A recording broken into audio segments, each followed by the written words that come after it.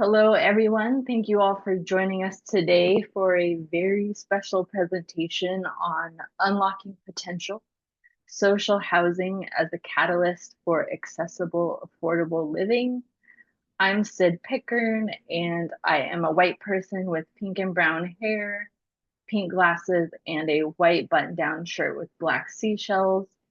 I work with the Community Living Policy Center within the Lurie Institute for Disability Policy at Brandeis University, and we're fortunate to bring this presentation to you all in partnership with the Disability Rights Education and Defense Fund. Next slide, please.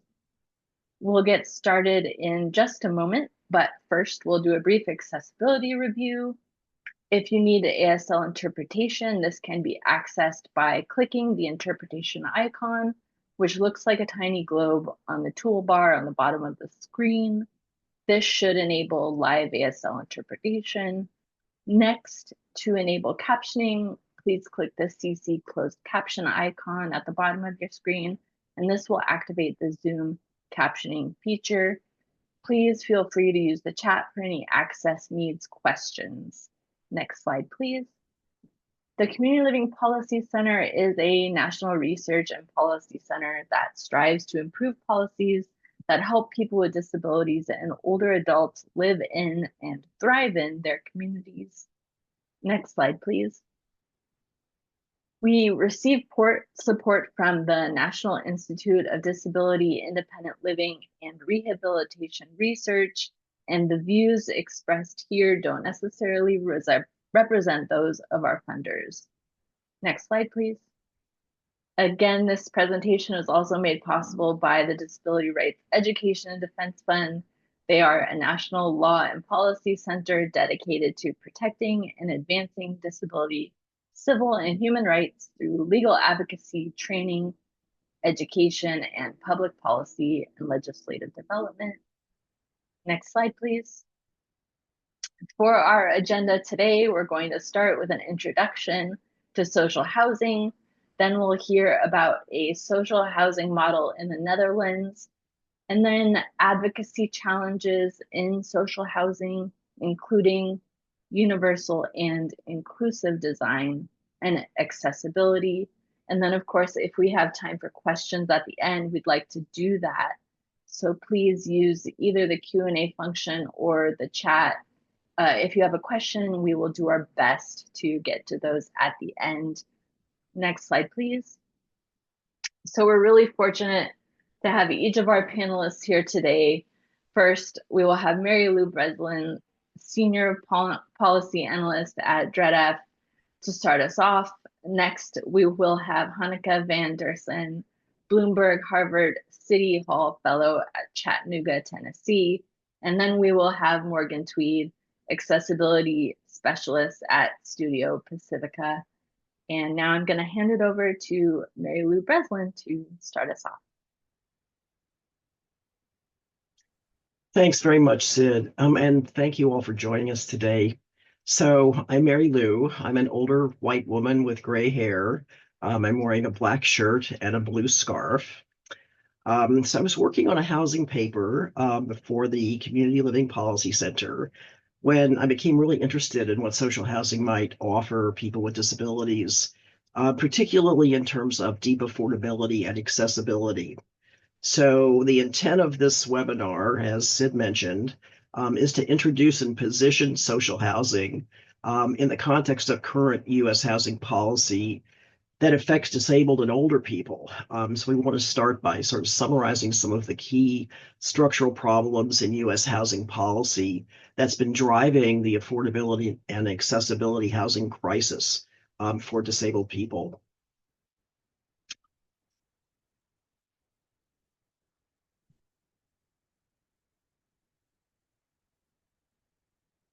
So it's obviously self-evident that we know that health, safety, and community participation are directly linked to housing. Yet people with disabilities really face enormous barriers to finding suitable housing that accommodate our needs. We are most likely going to experience homelessness be rent burdened, or be unable to afford housing. And we face the highest rates of housing discrimination. So we often hear the phrase housing is healthcare. For those of you who are working in the healthcare sector, this is a familiar refrain. It captures the critical link between housing and health, emphasizing how quality, affordability, accessibility, and stability of housing significantly impact individuals' overall well-being and health outcomes. The quote really underscores, I think, the fundamental importance of safe, affordable, and stable housing and promoting good physical and mental health for both individuals and also for communities. Next slide, please. So if you've been following the news, you know that we're facing a national affordable housing crisis.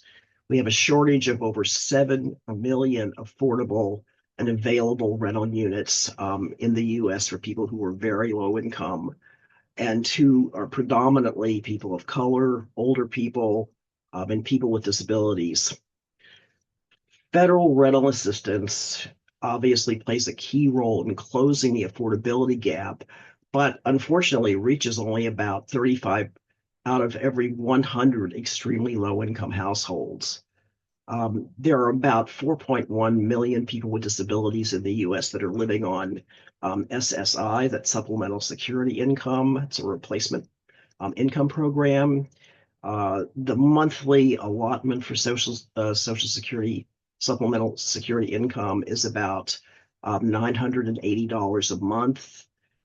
That, practically speaking, that means that basically a one-bedroom apartment that costs almost $1,400 a month is going to cost someone who's living on social supplemental security income about 142% of their income, which is obviously not feasible.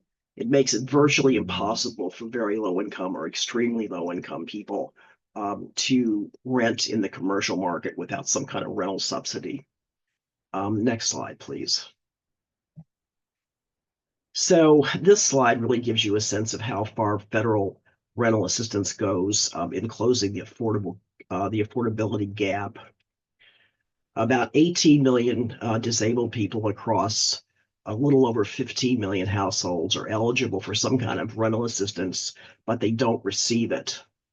The goal of providing what has come to be called affordable housing in the US is substantially constrained by the fact that too much housing is in the market sector and too little is in the social sector and permanently protected from rising prices. The result is that supply and demand just relentlessly push up the market prices.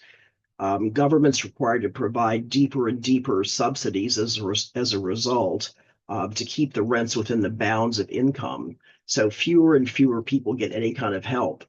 This is really true whether the public subsidy is tax breaks or direct subsidies or vouchers or deals with developers to set aside some percent of units as affordable. Next slide, please. So how available is accessible housing? So we have affordability problems that are systemic. We also have accessibility problems that are systemic. As we know, accessible housing in the US is limited. The American Housing Survey reports that a very small fraction of 1% of US housing is fully accessible to mobility device users, even though about 19% of US households include someone with a disability, and that it would include mobility and communication limitations.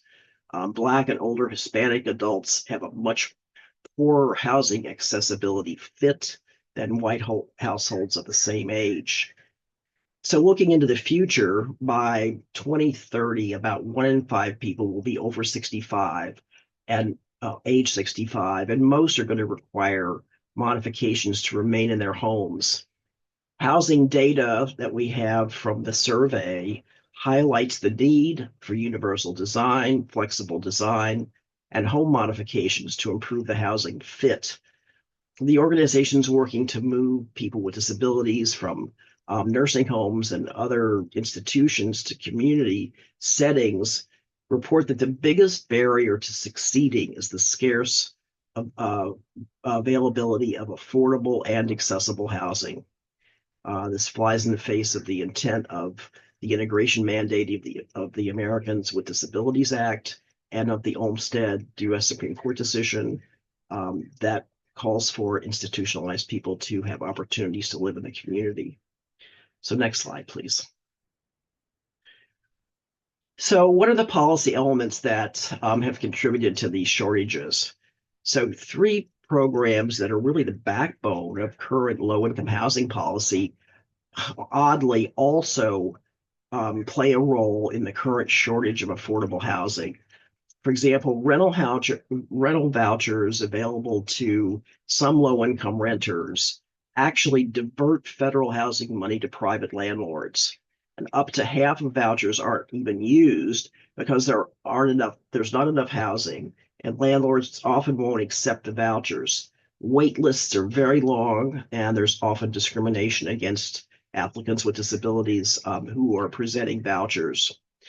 The low-income housing tax credit program is one of the largest sources of funding for construction of low-income housing, but this program also diverts federal housing money to private developers who curiously are given a financial incentive to construct and own the buildings with affordable rental units, but many units in these buildings eventually go back onto the commercial market rather than remaining permanently as rent-stabilized housing. And finally, in 1998, the Fair Cloth Amendment was passed by Congress, and it was the death knell, basically, to public housing in the U.S. because it capped public housing units. So we have these three major factors that are at the heart of our current affordable housing system, and yet they work in ways that undercut sort of long-term affordability in housing overall. Next slide, please. So one housing trend over the last 10 years stands out as a canary in the coal mine. The number of market rate rental units that are available have increased very substantially, while affordable units have decreased. So in 2012, there were 50% fewer units than the lowest income renters needed. These figures are quite stark, actually. Since 2012, 2.1 million rental units priced at less than $600 a month have been lost, and 8.4 million units priced over $1,400 a month have come online. The impact of this shift has profoundly affected disabled people living in institutions, in inadequate housing, on the street, and in shelters. Next slide, please. This line graph is really also quite shocking.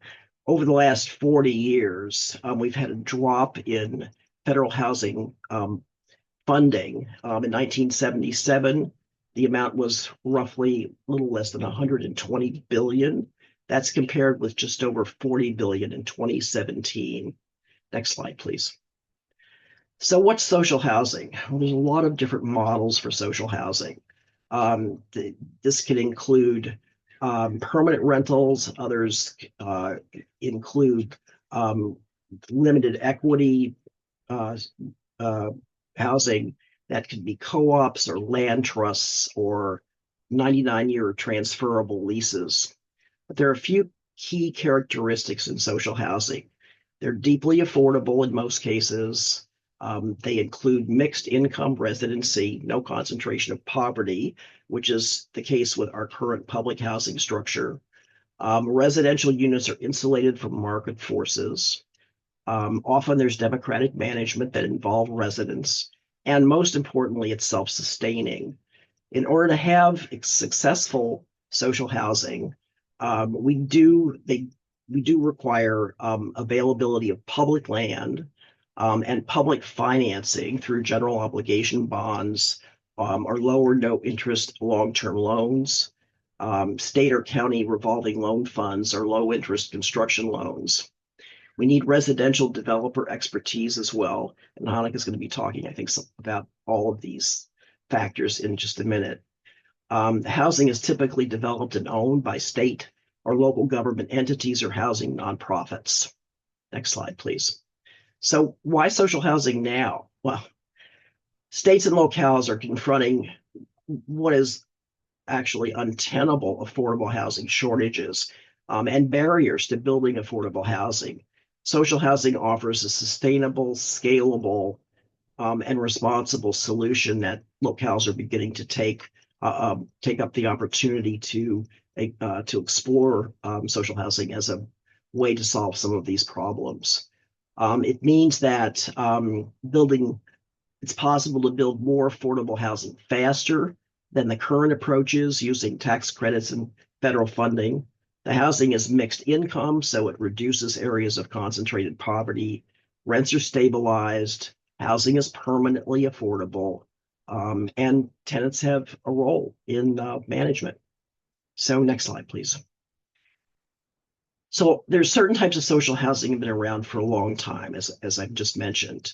Um, it's interesting that in the last 2 or 3 years, however, actions of certain state and locales have spurred the conversations about social housing. For example, California, Seattle, New York, Chicago, and Atlanta are all in various stages of moving toward adopting a social housing model.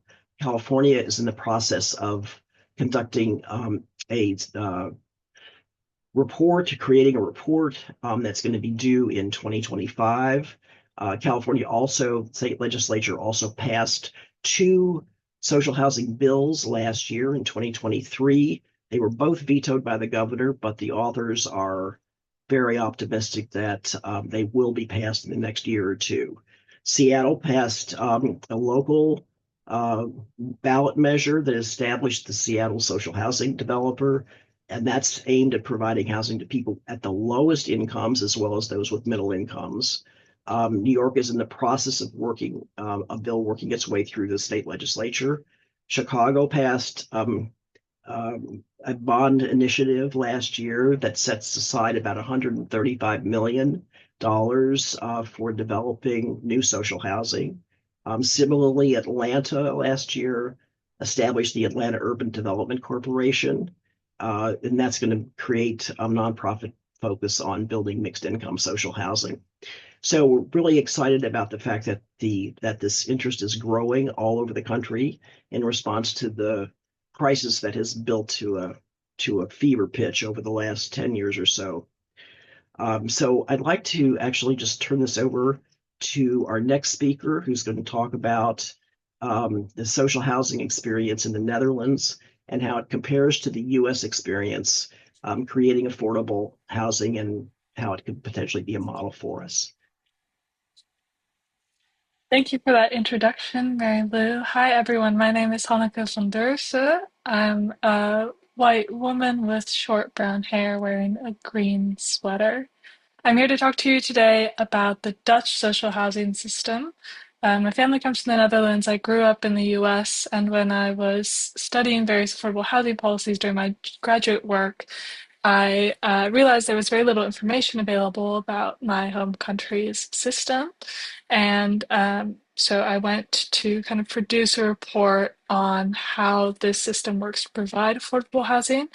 Um, when I was speaking with Mary Lou and Sid as they were organizing this, it became clear that what we're really talking about here or my audience has changed. Usually I'm talking to kind of housing policy wonks. I'm going to try to sort of take my time with the housing policy details, but also really focus on what social housing allows us to do is create a robust, strong system that makes money, but in the context of nonprofits.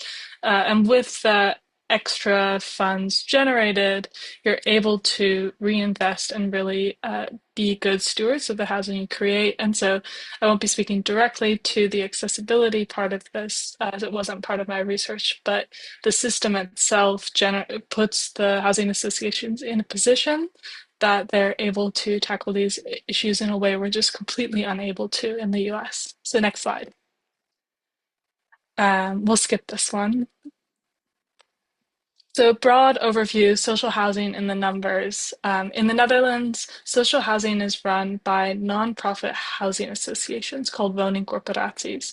And in a country the size of the New York Metro, there are 275 of these. So think about it as a network of locally based housing nonprofits with portfolios ranging from 400 to 80,000 units. They tend to be all concentrated in one city or at least in a region that have been building housing for 100 years and hold it off of the market.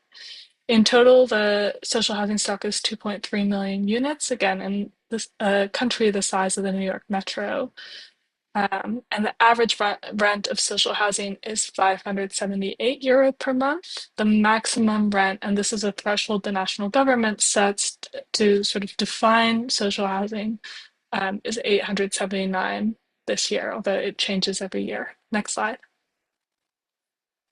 So the system didn't come out of nowhere, it evolved over time. And actually, its start was in the private sector with limited profit philanthropic corporations. So the first housing associations were a reaction by the wealthy philanthropic class to the poor living conditions in cities of the working class. They set up these limited profit corporations to build workforce housing. It was really the original idea. Um, the national government saw that in 1901 and decided to sort of formalize what was happening informally all across the country. And with that professionalization, they transformed into nonprofits and borrowed directly from the national government. Now, in 1945, the Netherlands had just come out of the war and there was a lot of damage. Rents had been frozen by the national government to prevent evictions during the war, and construction costs had tripled. So nobody in the private sector was building. But the country was able to rely on its social housing developers, extending to them even cheaper capital to build beyond what they could support on that revolving fund. And this diagram here, for those of you who can see it on the screen, it's a triangle with 3 points, public and private, which is a dichotomy we know well. And in the Netherlands, there's this third thing, social. And this is a sector that the Dutch see as sitting in between the public and the private sectors, delivering social services in a business framework. And so healthcare is in the social sector, elderly care is in the social sector, and housing is in the social sector. In the 1980s, 1990s, the same sort of wave of privatization that swept over the UK and over the US hit the Netherlands, and housing associations started acting more like private actors. They were cut off from government borrowing and they started borrowing on the private capital markets. That went a little too far. They started building housing for wealthier and wealthier parts of the population, in theory to Robin Hood, but they weren't very successful Robin Hoods, so they ended up making some business mistakes, and so that pulled them back into defining the social mission. And in 2022, when I was doing this research, they were really in this moment of like, who are we? What are we? So the system moved over time, and really, why I like to show this chart and talk about the history is because the Dutch example gives us a sort of counterfactual. If in the US, the programs that Mary Lou covered had all gone into one system, or all these sort of new ideas were about how can we take this thing we have and adapt it to incorporate this new thing, instead of spreading it out over various programs, we'd be closer to the position where the Netherlands is today. It's not like the US hasn't invested in housing, but it hasn't been in a singular system. Next slide. I'm going to pick up the pace a little bit here, but this chart, for those of you who can see it, is showing the footprint of social housing in the cities. So all these colored areas, the purple, the blue, the orange, throughout the map are showing where social housing exists. So you can see it's spread all over the city. Sometimes whole neighborhoods are comprised of social housing. But especially in a city like Rotterdam, it's a significant portion of the housing stock. In the Dutch housing market as a whole, about 58% is owner-occupied housing, very similar to in the US, but the real difference is in the rental stock. Two-thirds of the rental stock is owned by these nonprofits as social housing, and a third is owned by the private sector. Next slide. So these social enterprises, these housing associations, they're independent nonprofits with these big portfolios, and they really have three roles. They're landlords, they're real estate developers, and they're asset managers. Next slide.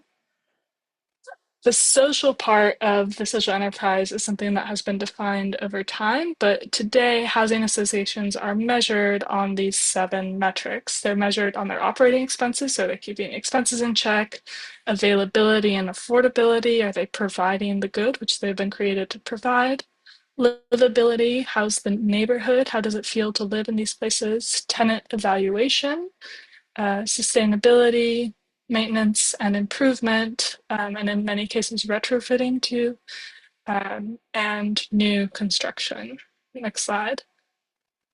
To zoom in on the new construction bit, there are sort of 3 things that housing associations or these social housing developers have as an advantage over your regular private sector real estate developer.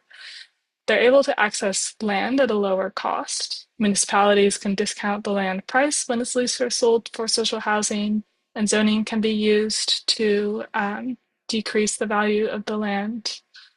Next. Guaranteed loans. This is a big part as well, and in many of these social housing initiatives, you'll see something about lower cost capital. In the case of the Netherlands, in the past, the government would loan directly to the housing associations.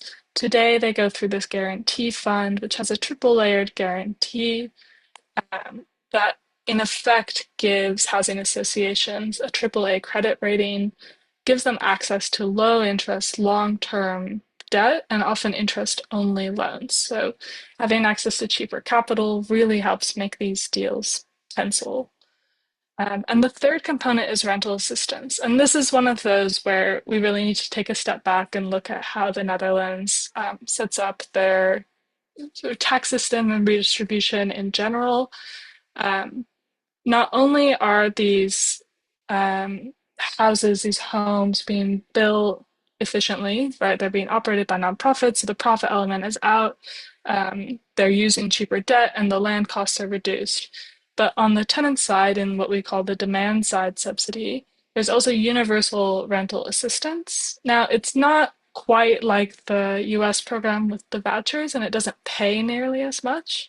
The average is 200 per month rather than 1,000, and part of that's because you're not plugging the gap between market rent and affordable rent. It's between affordable rent and social rent.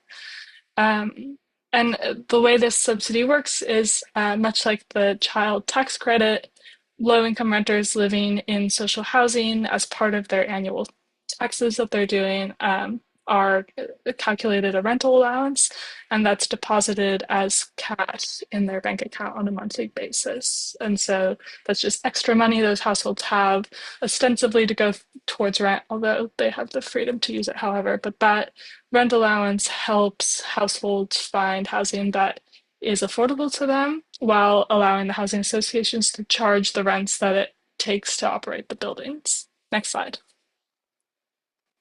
So these charts sort of visualize what a developer means when they say they're penciling a project. There's the uses, the things, the money I need to spend to build a building. There's hard costs, which makes up most of the budget. Now, I'll point out in this chart, the hard costs are a pretty significant portion. It looks to be about 85% of the total cost of building the building. In the US, the soft costs, which is your legal fees, your architectural fees, are a much bigger part of the capital stack. And part of that is because there's so much complexity involved in doing affordable housing deals. But so it's the hard cost, that's your bricks and your labor. The soft costs, which is all the fees, the permitting, the legal, the architectural, and then the land costs. So on average, the hard costs per square foot are $265, soft costs 15, land costs 38. I'm sure that's not that interesting, but those are the things I geek out on. On the other hand, there's the sources. So what capital are you using to pay for the construction costs? Loans are the biggest part of it. And because of those low interest rates, housing associations are able to borrow quite a bit on a pretty low projected cash flow. And that's because very little of their money is going towards interest. So the column on the right here is showing the projected investment by 2028 that thus housing associations are expected to make to meet what in the Netherlands is currently a housing shortage. They're going to issue $57 billion of new loans, use operational surpluses for another 15 billion, and then 10 billion will be fueled by sales of existing social housing units that become affordable homeownership opportunities. Next slide. And so this points out, just to pop back, where those indirect subsidies land in the capital stack. So the low cost land reduces land costs, the rental assistance helps pad the operational budgets, and the guaranteed loans reduce the cost of loans. Okay, next slide. Another element of this is in the US, when you want to finance a housing deal, you're looking at the cash flow of a particular project. So the rent I'm collecting minus the expenses of operating the project, how much extra money do I have left over every month? That's what I use to go borrow based on, and I can only borrow on the cash flow of that individual building. So often buildings are separated into their own LLCs, and you have to finance piece by piece. What housing associations in the Netherlands are able to do is finance projects based on the value of their real estate portfolio. And remember, in some cases, they're owning 80,000 units. They have billions of dollars worth of real estate. And so on a sort of annual operating budget perspective, and this is sector-wide, so all the social housing together, there's $17 billion of rent coming in, about $1.5 billion made up in sales.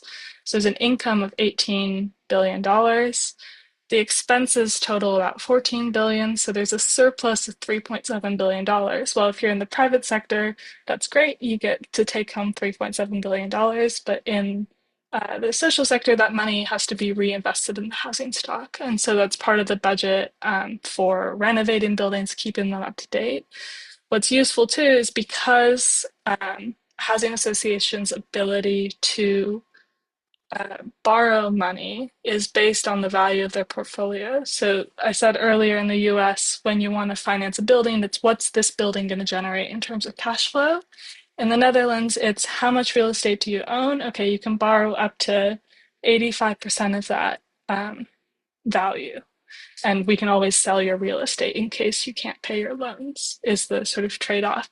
Because they're in that position, they're able to essentially have a line of credit, really easily get funds to do new projects, as well as just having excess revenue that needs to be reinvested. So there's a constant churn of new development, redevelopment, upgrades, and that's somewhat existentially necessary for a housing association. It's something that the system does really well is align financial and social incentives. Housing associations' whole existence is tied up in the value of their real estate, and so they have every incentive to maintain it and make sure it stays high value.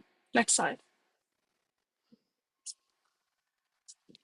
Just a little side by side of the Netherlands and the US. So in the Netherlands, 29% of the total housing stock is social housing. In the US, only 0.05% of the population lives in public housing, and 2% of housing units are funded through the low income housing tax credit program. Wildly different percentages. What you should read here as well is a percentage of the population who lives in subsidized housing. In the Netherlands, it's almost a third of the population. And so the social stigma of living in social housing is so reduced because almost everyone has either lived in it themselves or know someone quite directly who lives in social housing. The same cannot be said for subsidized housing in the US. It's far more stigmatized. The rent burden, social rents or renters paid an average of 25% of their income. It's well documented that in the US, half of renters are paying more than 30% of their income, which is what we consider cost burdened. Another feature of social housing in the US is that it's permanently affordable. Part of why this works is this housing that was built 100 years ago, 50 years ago, remains in the social sector, and keeps generating revenue for the housing associations. In the US, after 30 years, sometimes even 15, subsidized units return to the private sector. And the argument here is often that if a developer cannot realize the value of their asset at some point down the road, they would never want to develop the housing to begin with. Um, in the Netherlands, it's really easy to access financing for housing associations. In the US, developers have to stack together several subsidies. It takes a really sophisticated, affordable housing developer to actually put one of these deals together because they're so complicated. Um, the interest rate difference is pretty staggering as well. In 2023, housing associations borrowed at a 3% interest rate with 30 to 50-year terms compared to 8% on a 15-year loan in the US. That makes a huge difference in terms of how much a project's cash flow or the rental income can support in terms of debt. And everyone who qualifies has a right to rental assistance, as opposed to the US, where about a quarter of qualified applicants receive rental assistance. What I like to point out here is that when we look at the amount spent per qualified person, they're actually the same or slightly more in the US. We're paying an average of $1,000 per month. In the Netherlands, they're paying an average of $216 per month or euro per month. So it's in the US a quarter of the coverage and 4 times the subsidy. And so it ends up being the same kind of cost per qualified person. Next slide. So just to sum up some takeaways and elements, what I like to say is like the essential DNA of the Dutch system and why this works. First one, next slide, yeah. Because a significant portion of the housing stock is kept off of the market, this housing is insulated from rising prices. So investments in social housing keep generating income, which pays into a revolving fund used to cross-subsidize new development projects. So we don't have any leakage. Everything that goes into the system stays in the system. This is a huge difference with the US. Next slide. Scale. Social housing is a mainstream housing option and not just a safety net. The housing is open to households with a wider range of incomes. About 40% of the population qualifies for social housing, which makes the neighborhoods more diverse and less likely to have or be perceived as having problems associated with concentrated poverty. Next slide. Relationships is a key factor here, not direct control, but long relationships is this mode of governance of these housing associations. So the government has a decentralized network of 275 local affordable housing specialists that it can mobilize when problems occur. This is a really different situation than in the US, where we don't really have that type of knowledge, at least not in the nonprofit sector, at such a direct control. And instead of direct control, there's a collaboration between the public and the social sectors. So it's a mutually beneficial relationship that keeps these two parties working together. That relationship has been cultivated by an enduring presence of housing associations in Dutch society for over 100 years. Next slide. High regulatory standards and aligned financial and social incentives and financial capacity are really what drive the high quality of social housing development. And it's a situation that aligns and that incentivizes investment in high quality architecture and maintenance to the benefit of tenants. There's no direct subsidies. This is a big one too. They don't spend nearly as much money on affordable housing as we do. The indirect supply side subsidies do not impose substantial costs on the government, and the indirect demand side subsidy, the rental assistance, pays only the difference between social rent and what households can afford, so it's a much more cost-effective thing. Next slide. Long-term low-interest loans are the foundation of this system. I think at the very least, if we're talking about US policy reform, to make some sort of pool of low-interest long-term capital available to developers of affordable housing, we could already get quite a long way. 40 to 50-year terms on that debt, 2.79% average, that is unheard of here in the US. And 63% of these loans are interest only. which makes it cheaper on a monthly basis. Ease of access to capital.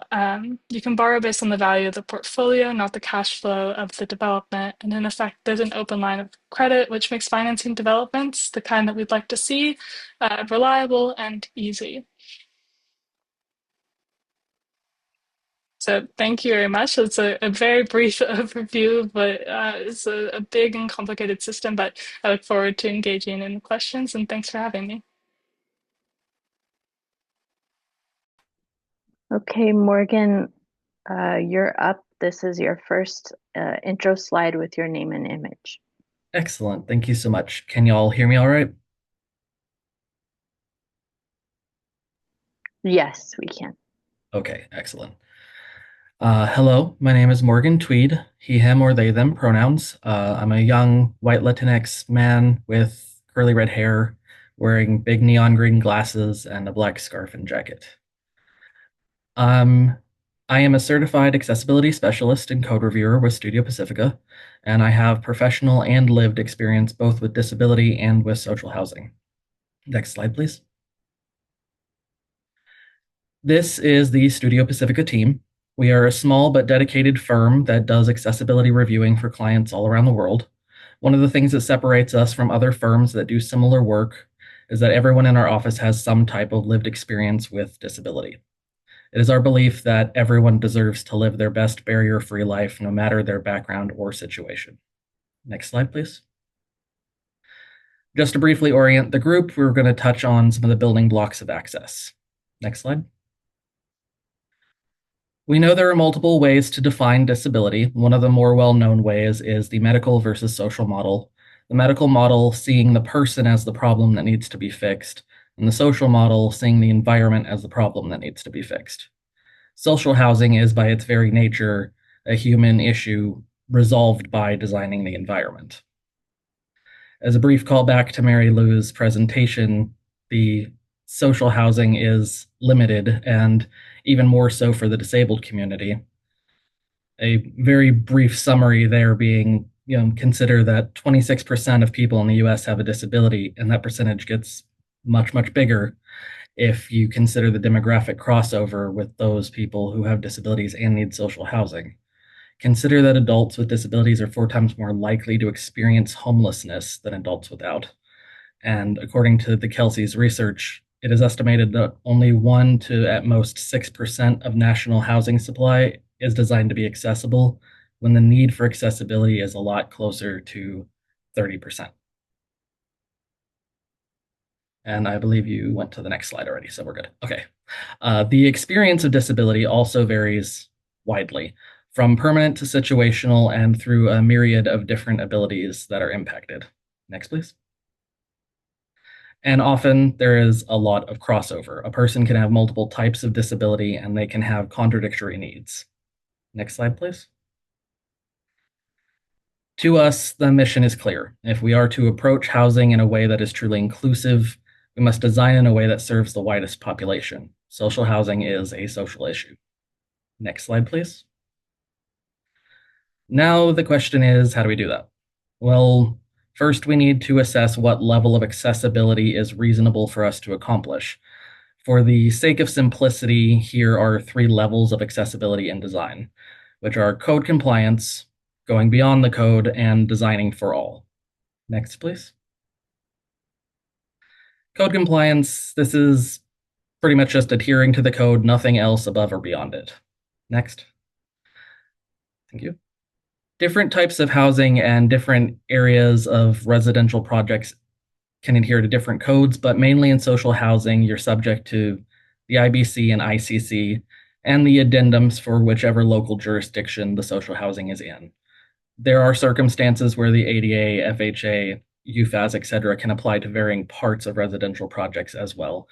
The summary of which is there are a lot of different codes for accessibility, though on a lot of points they do agree. Next slide, please. The existing codes and regulations primarily provide protection for people with disabilities and some accommodations for people with sight and hearing impairments, though not as many as we would like. Code compliance is the absolute base level for accessibility. It is the bare minimum. Next slide. Going beyond the code means just that, going beyond the code, and it's a very wide range from just a little bit more than what the code requires all the way up to universal and inclusive design. Next slide, please. In order to have housing be truly accessible, there are two main methods, universal design or inclusive design. They are different, though they are sometimes used interchangeably. While universal design endeavors to offer a one-size-fits-all approach that every user can engage with without adaptation, inclusive design operates more on a one-size-fits-one principle, which is designed with specific needs in mind. Ideally, we would like to accommodate the individual, but when you're creating housing without a known resident in mind, you really need to be able to create a space that can be adaptable to a wide variety of needs. It is also extremely important to recognize that accommodations for one person might look vastly different from another and at times can even conflict. Next, please. Universal design is a design process that enables and empowers a diverse population by improving human performance, health, and wellness, and social participation. There are 7 principles for the universal design as shown on the screen here. The first, equitable use, so ensuring the same level of experience is provided both to the abled and disabled alike. Second, flexibility and use, It's all about adaptability, making sure a space can be adapted or is open to multiple ways of using it. It's all about space. 3, simple and intuitive use is the ease of access or use regardless of the user's experience, knowledge, language skills, etc. 4 is perceptible information, so ensuring there's different ways to perceive the information available. Is there tactile signage for the blind? Are there pictures as well as words available? What all senses are being engaged? 5, tolerance for error, which is very simply minimize hazards and issues from misuse. 6, low physical effort. You shouldn't need to be a weightlifter or endurance runner to use the design. And 7, which is size and space for approaching use, making sure there's room to move and operate things that are within reach range. Again, it's all about the space. Next slide, please. Universal design can kind of seem like a lot, especially when you break it down into a lot of little parts, but it is an attainable goal. It can be affordable. When it's planned for from the very beginning, accessibility and inclusion in a project can have very minimal impact on the cost. A lot of the cost that you see in making a place accessible comes in when you're having to tear down, redesign, renovate, which is not only expensive, but it's not very sustainable either. The arrangement of a space does most of the work for you when it comes to accessibility. Again, all about space. Leaving room to adapt and to move. These are kind of the important things that really make a place accessible. Universal design isn't a far-reaching dream. It can be standardized and adopted on a larger scale. Next slide, please. There are several examples of how this is soon to be and currently being implemented in the US. Next slide, please. The Kelsey is pioneering disability-forward housing solutions that open doors to homes and opportunities for everyone. They are in the process of implementing and setting a standard for higher levels of accessibility in social housing and multifamily housing. Our principal, Karen Breitmeyer, has had the great pleasure of being one of the workshop participants consulted during the formation of the Kelsey standards. What the Kelsey does is provide a very clear and well-organized set of standards to augment the code that's already in place. They also provide the ability to certify or even self-certify using a very comprehensive checklist of different types of accessibility and cross-accessibility housing solutions. It's a very good, solid blueprint for disability-forward design that has a resident-centered approach, and it really mitigates high-cost, high-risk issues in residential projects. To quote the Kelsey, ultimately, disability-forward design creates better homes and opportunities for all people. Next slide, please. In California, universal design in multifamily projects is already being implemented. The California Department of Housing and Community Development has developed guidelines and at least one universal design model ordinance that apply to new construction and home modifications for voluntary adoption by local governments. Some California cities have passed universal design ordinances already that draw on aspects of the state model ordinance or go beyond it to meet local needs. It's a very solid model to work off of in a very competitive rental market as well as a social housing market. The pictures I have on the screen here, you see examples of one of the units that it has been applied to. It's nice, open concept. There's a completely level exit, on-grade exit onto the balcony. And this kind of universal design in multifamily housing is starting to kind of kick off. It's becoming more common, and it isn't as complex as it seems to be. Let me show you what I mean. Next slide, please.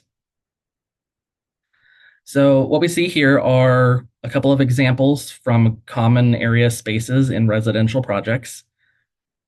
Quickly from left to right, these photos come from Avalon Bothell Commons, Wayne Watts Commons, Modera Ballad, and Axel Apartments. All of these are projects that Studio Pacifica has worked on that implement universal design. The first image is a large space, mostly made of wood, with a number of different seating options. And those seating options are what makes this particular design really special, because the structure of the seating itself allows for wheelchair users to pull up alongside a seated friend without it being obvious that, hey, this is a blank spot for a wheelchair. But there's also options. There's a number of different types of seating, and that adaptability is a huge thing when it comes to access. In the second image from Wayne Watt Commons, it's very subtle, but there's an inclusive foot-activated call button for the elevator. It's a very simple change that makes a huge amount of difference for accessibility. The third image shows a common space with a large pool table, a bar, a kitchen, and a door to the exterior. You'll notice that even though it's very subtle, there's plenty of room for an accessible route. The bar is at a low counter height, so it is not exclusionary. A wheelchair can pull right up to it. There is a level exit out onto the patio. The kitchen has an accessible sink with knee clearance. Accessibility doesn't necessarily have to be medical, sterile, and in your face, and it doesn't have to be much more than a slight adjustment in the arrangement of a design. In the fourth image, they're utilizing an art sculpture as a cane detectable barrier. So it is both functional, but it's also beautiful. It has the chance to showcase local artists, but it still does the job. It's accessible. It's a very nice example of how you can take accessibility and run with it without it being a major headache. Next slide, please. These are examples of in-unit photos from Beacon Pacific Village and Wayne Watts Commons. Kitchen units specifically, are a great deal of the accessible consideration for a unit. Kitchens and bathrooms are the big ones, but the biggest part of accessibility in a kitchen is space. Mainly, can you turn around? Are there places for knee space? By that I mean, is there space under the sink for your knees? Is there space under the workspace for your knees? Can you reach everything? Making these things accessible is a lot more about the arrangement of the room and the height of the details than it is about getting fancier, costlier things like the slide-out range that is shown in the third image here. While that is a really cool feature, you don't have to spend a lot of money to make a room accessible. The last image of the window is kind of a reminder that all of this really goes back to making sure there's an equitable experience for the residents, regardless of their abilities.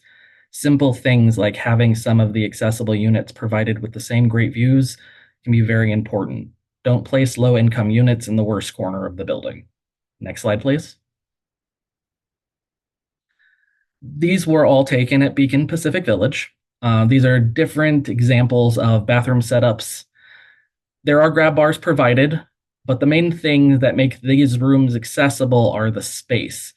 You're allowed to get close to the water closet. You can pull up next to the tub and the shower. The placement of the shower head controls and the tub diverter and controls, that is a no-cost adjustment, and adjusting these placements can make a huge deal of difference in accessibility without adding cost. Also, there's things like making sure the flush control is on the open side of the toilet. Again, a no-cost adjustment that makes a massive difference. Another thing that is not often considered is that you've got washer and dryers in units and in common area spaces that are usually stacked, but stacked washer and dryers are usually not accessible. Again, it's about space and reach. Can you get the clothing out of the machine, etc.? It's a matter of arrangement and adaptability. But this doesn't necessarily mean that the units have to be a lot bigger to accomplish this. It's all a matter of arrangement. Next slide. When you're designing for all people, it's really about following the 3 A's. Next slide, please. The first A is adaptability. To best accommodate the large percentage of people in need of housing and accessibility, residences need to be adaptable. Adaptability is about leaving space for the design to change, as well as leaving space for the resident to make decisions about how to use it. Next, please. The second A is affordability. Making things adaptable from the start saves money in the long run. As I said before, one of the biggest costs in accessibility is having to renovate. If you're designing from the get-go with accessibility in mind, the cost difference is negligible. There are very few things that need to be added for something to be accessible. It's all in the design and the space. Next, please. The third A is advocacy. It is important to advocate and educate others so development partners understand how vital inclusion is to successful housing. I like to say people don't question the need to put forward the money for a bathroom because they know they're necessary. Next slide. We have the opportunity going forward to really set the gold standard for housing. Advocating and educating about the fact that accessibility and universal design do not have to be an unobtainable dream is important. These are doable, affordable changes that can be made if the idea of accessibility starts at the beginning. Social housing is about helping people live better lives, and we don't want to be the ones that are adding barriers to that. Remember that the most important part of accessibility is to design from the beginning to leave space. Space to adapt, space to reach what you need, and space to be respected as equal. Thank you very much.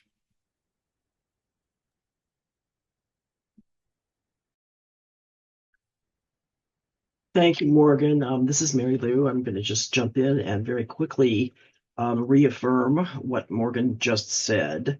Can we have the next slide, please? Which is that we are poised, I think, at this moment to make a big impact in the creation of social housing as it rolls out in the US. I think that it's not necessarily an area that the disability rights and disability justice communities have been focusing on, but it offers tremendous opportunity, particularly if we can influence the process with ideas related to universal design, as Morgan has just described. These features are affordable if they are incorporated at the very beginning. They are very forward-looking in terms of accommodating people as they age and develop disabilities. It will increase the availability of affordable housing for people who desperately need it. And it's a different paradigm in terms of thinking about housing justice in the United States. I realize we're just about at the end of our time period here, and I'd like to just stop and ask Sid to facilitate a couple of questions before we have to close out. Thanks, Mary Lou. Yeah, it looks like we have a few questions. I think the first one is probably best for Mary Lou and Hanneke. So the question is, does social housing hold a certain social economic class of people to live in concentrated areas and not allow all-inclusive style living? Hanneke, I'm going to ask you to respond to that in terms of the model in the Netherlands. Yeah, sure. So in the Netherlands, social housing originally did not have income limits, but in that moment that I described in the early 2000s when housing associations were really pushing the limits of what their role was, The EU actually came in and said to prevent an anti-competitive environment, that income limits need to be instituted. And so now there's an income limit. I don't know what it is this year, but I know that it encompasses about 40% of the population. So it's for people who make below the income limit.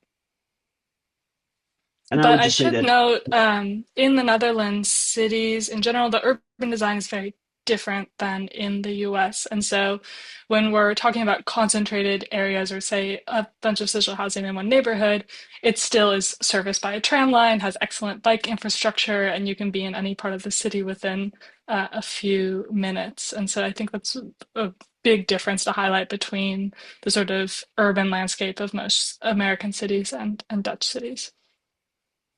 I would just say that some of the social housing that's developing in the United States has upper limits of about 120% of median area income, uh, though it varies by project. Sid, I see we're at 1 o'clock, so I think we have to shut out at this point. Well, thank you to our presenters. Thank you to our comms team. And thank you to everyone who joined us today. We really appreciate your participation. And please, check out Mary Lou's brief on our website. I included our link in the chat. And if folks have questions, please feel free to reach out. I think we will be sending the slides around at the end of the presentation, and everyone's email is there. So thank you again, and have a good rest of your week.